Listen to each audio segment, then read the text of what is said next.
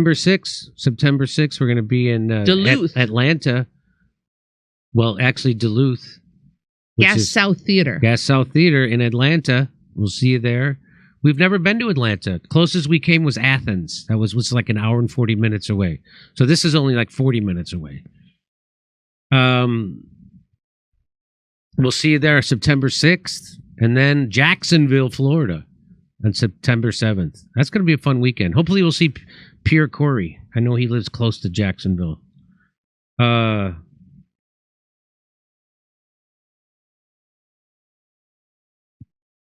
Steph, can read some more. Oh, I thought you were ready, amigo. All right, stand by. Let me open this up. Okay, here we go. The difference is that Trump will live up to his promises on tips and Kamala won't. Polly, thank you, Polly. Here we go. Okay, back to Jim Jam. Tulsi Gabbard added to the terror watch list in the TSA's Quiet Skies program. It's about time. The sky is like a library, Jimmy. I guess Quiet Skies program apparently has nothing to do with screaming babies on cross-country flights. That's all I'm saying. No, nothing whatsoever. So what happened was they've hated her. People, it was so inexplicable why the Democrats hated her so much. It was because she was running against Bernie, and she actually Kamala, and she took down Kamala. Yeah. So, but she was telling the truth about the Syrian war when Bernie didn't have the balls to do it, and she's telling the truth about Ukraine war, and Bernie doesn't have the balls to do it. She's horrible on Israel Gaza, but who isn't? Everybody's horrible on Israel Gaza. Trump, her, Biden, Kamala, RFK Jr. Everybody's bad. Trump had the closest to a reasonable thing to say, which is not great. Everyone, I mean, come on. But why is she on the? She's on the literally on it. She's in the military. I think she's an officer still. Can you see if she's active? I think she is. I think she's still an active officer in the military, and they put her on the terror list. Tulsi Gabbard's surveillance has been confirmed. Not only was she under Quiet Sky surveillance, she has had 8 flights monitored by air marshals since her July 23 interview with Laura Ingraham. How do we know? Like, did she notice it or something, or how did we find out? Here's because there was a whistleblower. Oh, yeah. Tulsi Gabbard, who has referred to herself as a hawk when it comes to terrorism. I'm more of a hawk too, Jimmy. Well, that's what I was just going to say. Sorry.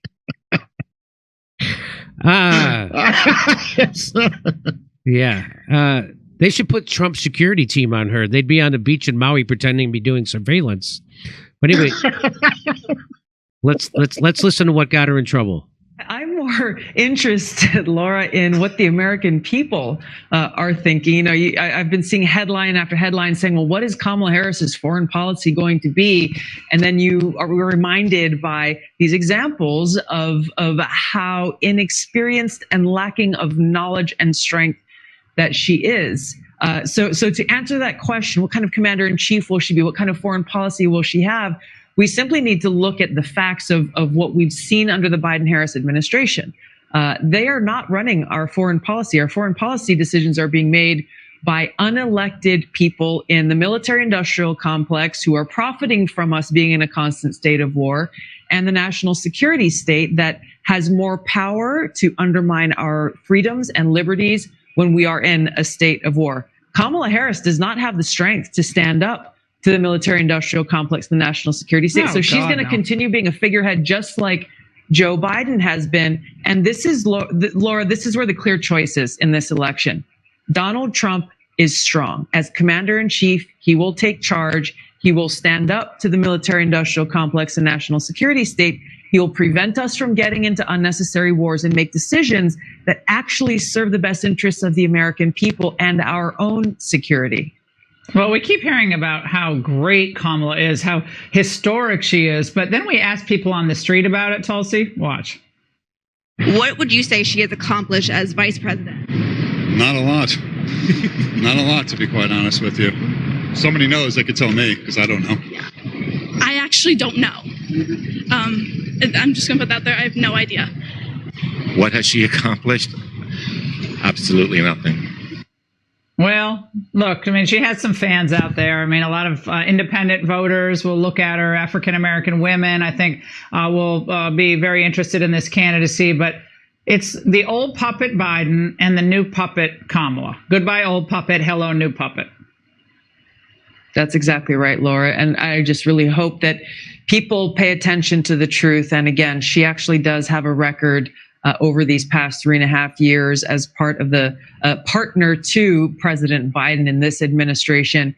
You know, obviously the most glaring example is she was tasked with securing the border. She failed completely at that task. And you look at every single example of what she could have done as vice president and that she failed to do, failing to serve the interests of the American people, revealing yet again why we, the people, regardless of political party, we, the people, should not allow her to be in this position as president and commander-in-chief, one in which she is clearly incapable of filling and would be very dangerous in that position. So the next day they put her on that terror watch list after she did that. Wow. Yeah. The Quiet Skies is a tool that allows the Federal Air Marshal Service to more efficiently deploy law enforcement resources to focus on travelers who may present an elevated risk to aviation security. She's on that list.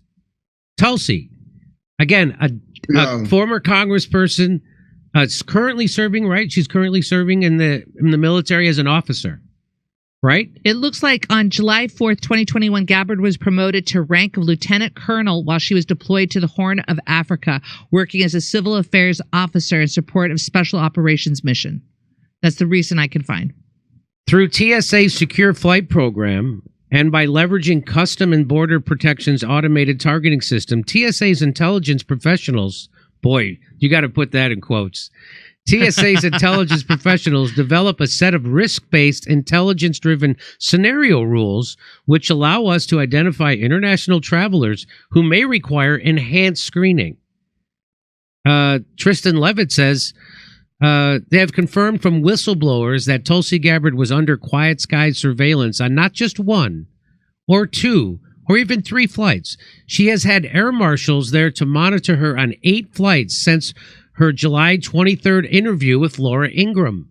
Well, she might have been colluding with Russia. Obviously, she loves Putin, and she's an Assad toady. Well, obviously. Even though I don't know what toady means. I don't know, but I hope the TSA can find out.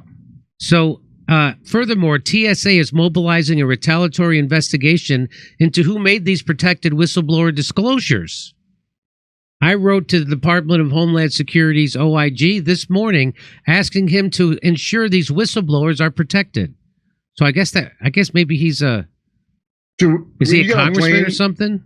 You know, you got to get on a plane. You got to see that piece of shit Mayorkas on the screen in L.A. Yeah. Hey, Alexander, he's got that face like he smelled cookies, like Doug Davidoff's old joke. I can't stand that guy. Would you? I just wish that the air marshals and the TSA, would they just actually do the job we pay them for and get that disgusting guy with his feet on the back of my armrest off the plane?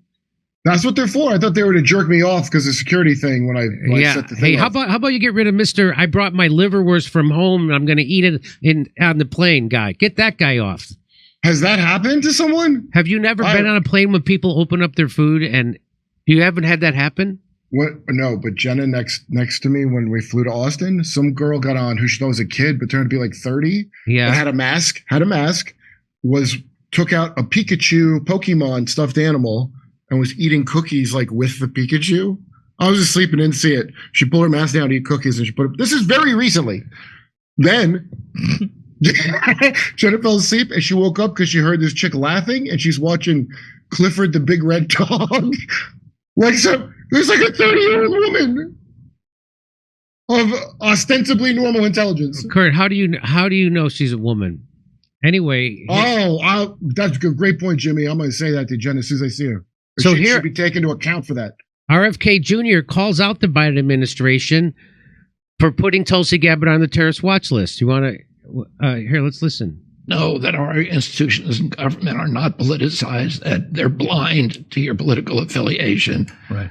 that justice is neutral. Otherwise, the American people are going to lose faith in their institutions, and that's I just love going to lose faith in their institutions. Did you hear him? Yeah.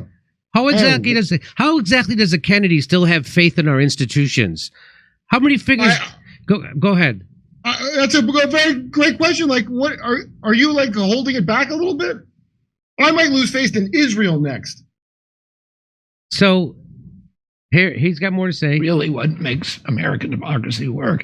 It's been alarming this year. And you and I talked before I went on about what happened to Tulsi Gabbard this week. It was just extraordinary. And I don't see why there is not more outrage and indignation from every corner of our country. And you think that came from the White House to spy on Tulsi Gabbard? It clearly came from the White House, and it came the day after she criticized President Biden. She was put on a list called the Quiet Eyes list, which had air marshals. Whenever she walked through an airport, she was being surveilled. She was being followed.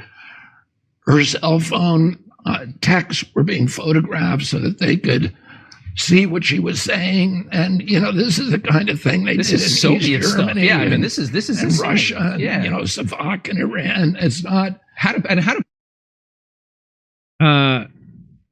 So there's RFK Jr. Kurt calling out the Biden administration for putting Tulsi Gabbard on the terrorist watch list, immediately placing himself on the terrorist watch list. That's what I think just happened there. Oh, he's on the we need to send a terrorist to go get him list, I bet. Yeah. Here is the weaponization of our national security system against Tulsi Gabbard. This is the kind of stuff they claim Trump is going to do, right? And they're doing it. That Trump he'll do it to the wrong people. We want the government to have this insane power against people we don't like for reasons we don't understand, but we feel strongly about. So the weaponization of our national security system against Tulsi Gabbard for political reasons should anger people from the far right all the way to the far left. The mainstream media outside of Fox is unsurprisingly not covering this story. This is a story that cannot be buried. Think again. What are you talking about? But of course they can bury it. They buried worse stuff than that. They buried Trump's assassination. Nobody even talks about it anymore. Oh, I heard he planned it. He planned it. This is evidence that the Biden administration is using the national security system to track and possibly persecute political opponents. If Trump did this to any of his political opponents who were outspoken against him, it would be the biggest news story for weeks. Once we normalize spying on and prosecuting political opponents, we normalize destroying democracy. That's the ultimate irony here. Is that the Democrats and the media has run around yelling that Trump is going to end democracy and democracy's on the ballot. They're the ones that they didn't have a primary. They haven't had a primary for 3 straight election cycles. They install a candidate that nobody voted for. They're using lawfare against their number one political opponent. They put FBI plants in the January 6th crowd to create a riot, which they called an insurrection, so they could criminalize Trump and his political movement. They'll break into your bathroom with no permission, like a goddamn British forces. And none of this bothers anybody who should be screaming about it. People like Cornel West, right? Cornel West, before he ran for president, I thought he would be the first guy screaming about this because, if they can do this to Tulsi Gabbard, if they can do it to Donald Trump, then they can do it to Bernie Sanders, they can do it to Cornel West, they can do it to anybody. Oh, she's brat. I know, I'm the same way. I'm like, I just fell off a coconut tree. I don't even know what you're talking about. I'm a brat. For president. I bet you Jesse Ventura would say something about this. I bet you Jesse Ventura. She's so brat. Who does him that can say he loves how brat she is? Does a great James Adomian does a great. Adomian does a good one, and the guy from Mad TV does a good one. Will Sasso. Wow, but anyway, this stuff. Brat Summer. I mean, they do this to this is what they do to their political opponents. Look what they did to Dennis Kucinich. They just gerrymandered him out of the Congress. I know, I'm such a brat. Remember that? Okay. Hey, Hemcar says, how can you be in the military and on a terror watch list? No shit. That's what I'm saying. Thank you for that one, Hemcar. God is love. Lesazan, thank you. God is love, and the Holy Spirit is the voice of our conscience. Just listen and follow the advice and find heaven within. LSEI son. Leslie son? How's it? All right. Alt Scout Jimmy, what are your thoughts on Revolver.News? Darren Beatty breaking story about Secret Service doing bomb sweep at DNC headquarters when Kamala Harris was there night before January 6th and missing a pipe bomb. We covered that. Alt Scout. They just kind of walked around it. They looked at it and they're like, something here. They weren't very urgent. RFK Jr. could get better security then from the SS by simply repeating what Tulsi said in an interview, but a fan. Hezbollah Katyusha missiles are nicknamed Stalin's organ for the appearance and use killing Nazis in World War II. Back from the road. Those are World War II missiles? It's gone. Hal Ark says Tulsi Gabbard is the last best hope for humanity. Hal, thank you, Hal. We lost faith in doctors and our police, government, judicial system. Deepa. Okay, back to Jim.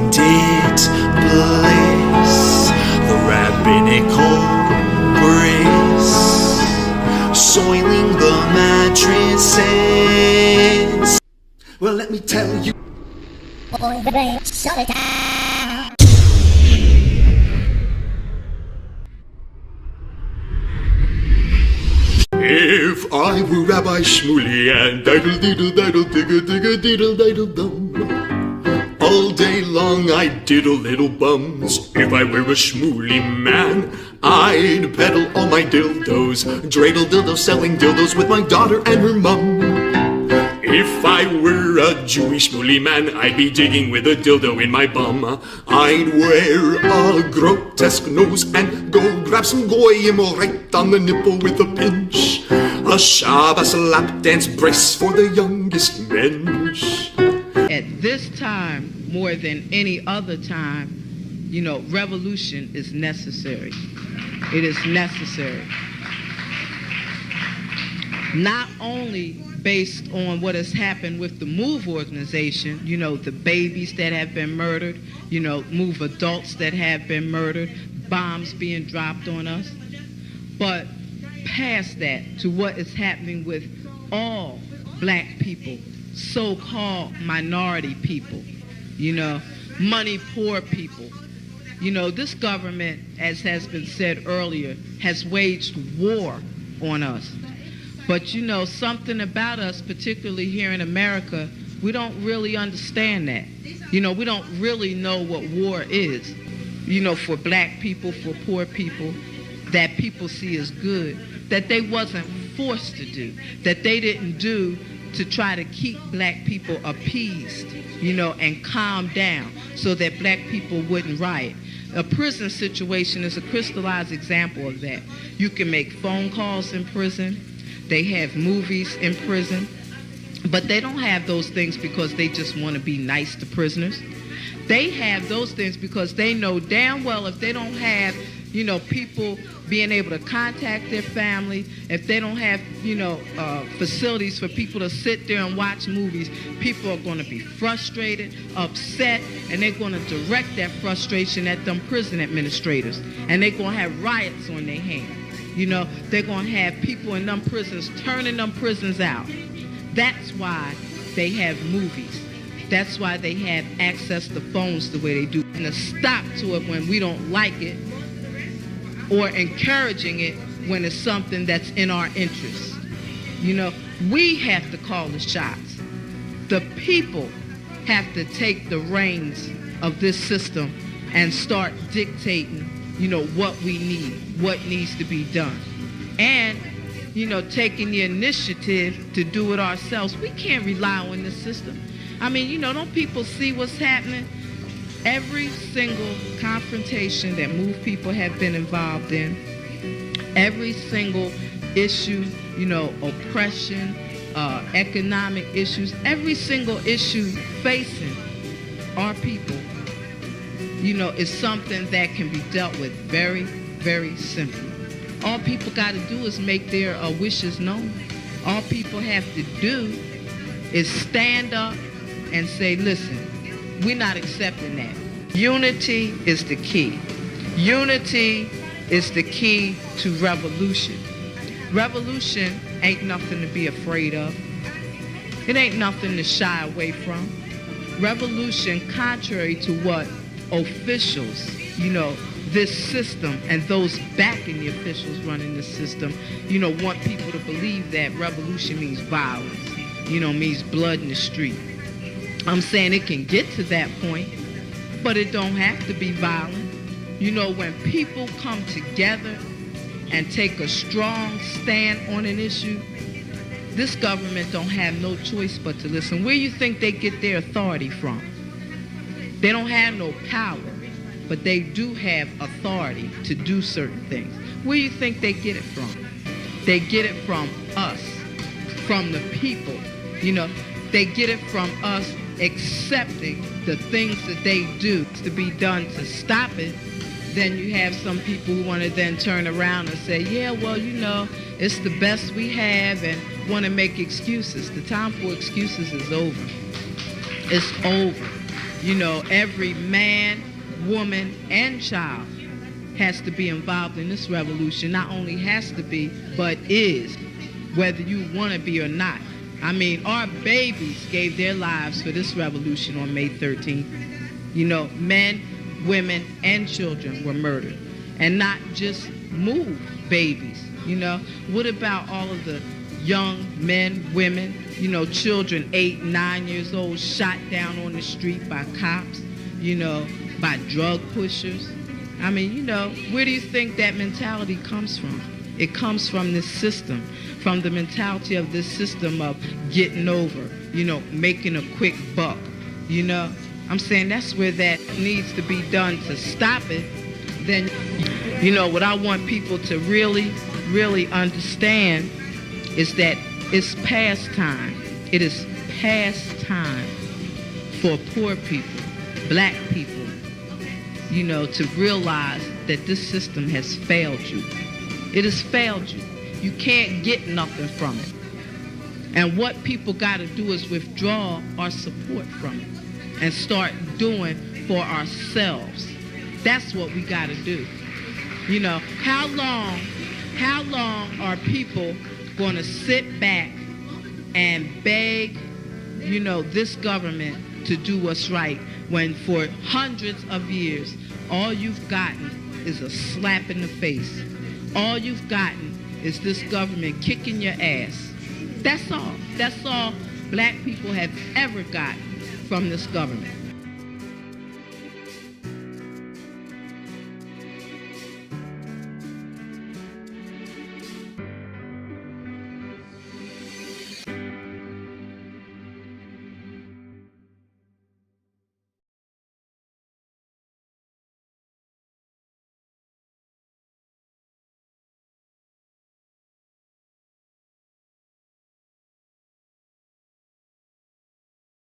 Hey, thanks for checking out our YouTube channel. Subscribe by clicking on that button down there for more AM Joy and the rest of MSNBC. And click on any of the videos right here to watch the latest interviews and highlights. And you can get more videos from MSNBC for free every day with our newsletter. Just visit